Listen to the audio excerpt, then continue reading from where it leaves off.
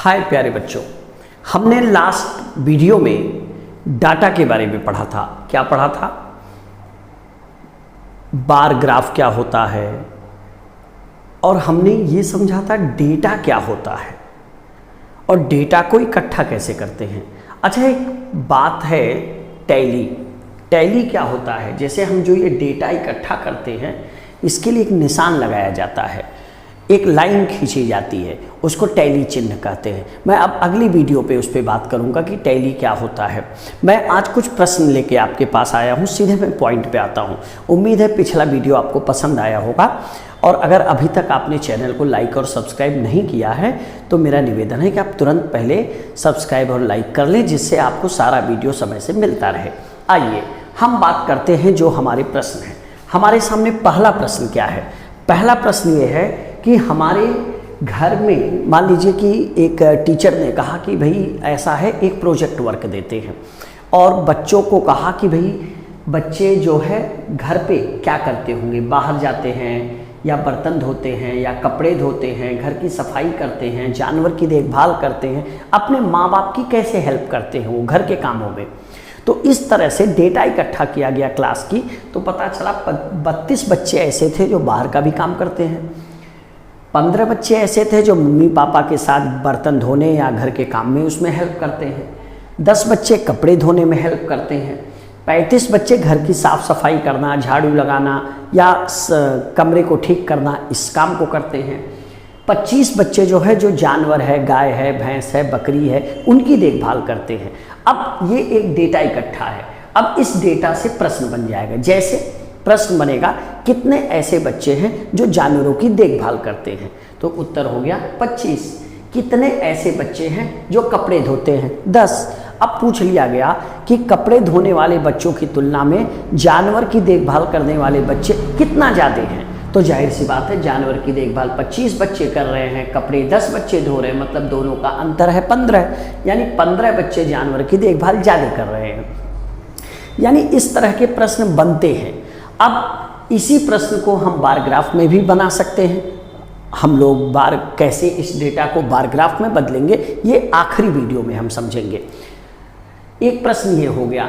दूसरा प्रश्न ये है कि मान लीजिए टीचर ने कहा कि भाई तुम लोग स्कूल से घर गए, घर जाने के बाद क्या किया? उन्होंने 4-5 काम लिख दिया और कहा कि सभी बच्चे जिस काम में हों वो आए, अपने नाम की लाइन खींच दे। कैसे खींचना है? जैसे टीचर ने कहा कि टीवी, अब एक बच्चा आया, एक लाइन खींचा, दूसरा बच्चा आया, यहाँ लूडो लिखा था कि लूडो खेलते हैं, यहाँ स्टोरी लिखा है, यहाँ मोबाइल लिखा है। ये 4 चीज़ें लिखी थी। एक बच्चा आया टीवी पे, दूसरा बच्चा आया लूडो में भी कर दिया, और तीसरे ने 2 बच्चे आए उन्होंने स्टोरी में कर दिया, मोबाइल में आए 3 बच्चों ने कर दिया।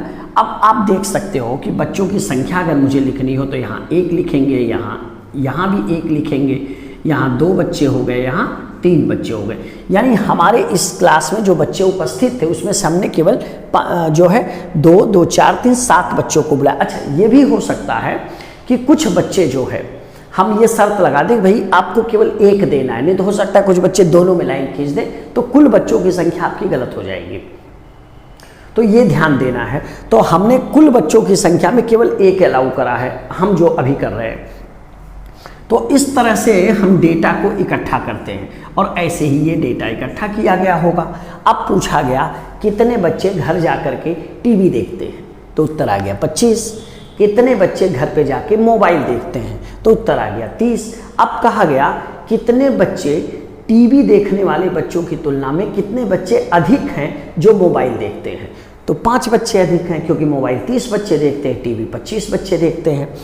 फिर कहा गया कि ये बताइए लूडो खेलने वाले बच्चे और कहानी पढ़ने वाले बच्चे, दोनों बच्चों को अगर मिला दिया जाए तो वह किस काम में करने वाले बच्चों के बराबर है? तो आप देखिए टीवी देखने के बराबर है, क्योंकि लूडो खेलना और कहानी पढ़ना दोनों मिला के 10 और 15 25 हो गया, और हमारे पास टीवी देखने वाले बच्चे 25 हैं, तो ये बराबर हो गया। या ऐसे पूछ लिया जाए कि कितने बच्चे अधिक हैं जो टीवी देखते हैं या मोबाइल देखते हैं, मैं पूछ ले रहा हूँ, कितने बच्चे अधिक मोबाइल देखते हैं जो लूडो और कहानी दोनों मिला के है? तो लूडो और कहानी कितना है? 10 और 15 25। टीवी कितना देख रहे हैं? 30 बच्चे, यानी 5 बच्चे एक्स्ट्रा हैं जो टीवी देख रहे हैं। तो इस तरह से हमारे डाटा और डाटा पे जुड़े प्रश्न होते हैं। अच्छा, मैं बता ही देता हूँ कि हम कैसे जो है इसको बार ग्राफ में बदलते हैं। तो चलिए हम एक दिखा देते हैं आपको, फिर हम एक प्रश्न की तरफ बढ़ेंगे। हम क्या करेंगे, एक ऐसे एक्सिस बना देंगे और हमारे पास 4 काम है। तो पहले यहाँ पैमाना बना दिया जाए, 0, 10, 20, 30। हमारे पास टीवी देखना, यानी टीवी देखने वाले बच्चों की संख्या ये हो गई, टीवी। लूडो 10 बच्चे केवल देख रहे हैं, यानी 10 बच्चे लूडो देख रहे हैं। यहाँ हो गया 15, ये हो गए 10।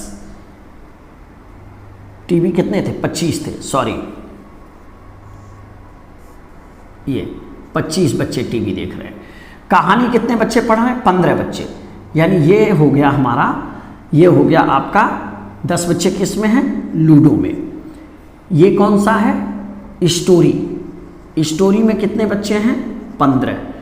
30 बच्चे यहाँ हैं, यानी यहाँ हो गया 30। अब इससे ही क्लियर दिख रहा है कि सबसे ज़्यादा देखने वाले कौन हैं? ये हमारे, ये कौन है? मोबाइल वाले बच्चे हैं। तो इससे आप देख सकते हैं कि बार ग्राफ कैसे, इस आंकड़े से बार ग्राफ कैसे बना दिया। हमने एक हाइट लिया, 25 बच्चे थे तो यहाँ देखा कि 10 हो गया, 20 हो गया, तो बीच में 25 आएगा, तो यहाँ हमने बना दिया। फिर 10 था तो हमने ये कहा कि भैया ये 10 है, तो ये हमने 10 बना दिया। 15 तो इन दोनों के बीच में आएगा, तो यहाँ 15 आ गया। 30 आप देख ही रहे हो, तो उस हाइट पे हमने एक आयताकार बॉक्स बना दिया। यही होता है बार ग्राफ, दंड ग्राफ। तो इस तरह से हम बार ग्राफ बना करके बना सकते हैं। अब आखिरी प्रश्न पर आज के आते हैं कि ये प्रश्न है, ये थोड़ा अच्छा प्रश्न है। प्रश्न क्या है कि 4 शहर हैं, मैंने ABCD नाम दिया, आप दिल्ली, मुंबई, लखनऊ, शिमला कुछ भी ले सकते हो। 4 शहर है।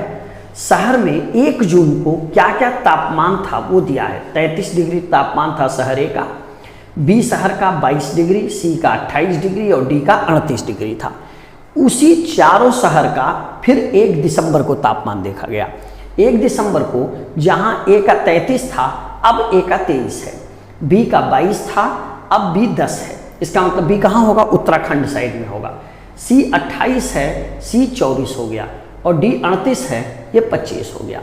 यानी जून से दिसंबर का ये आंकड़ा है। अब हमने पूछा कि भाई बताओ कौन सा शहर है जिसके तापमान में सबसे ज़्यादा अंतर आया।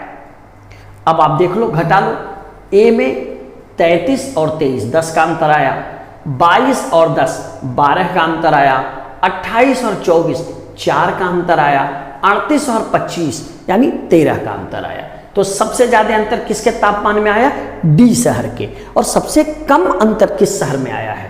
तो C, यानी 28 से 24 हुआ, केवल 4 का अंतर हुआ है।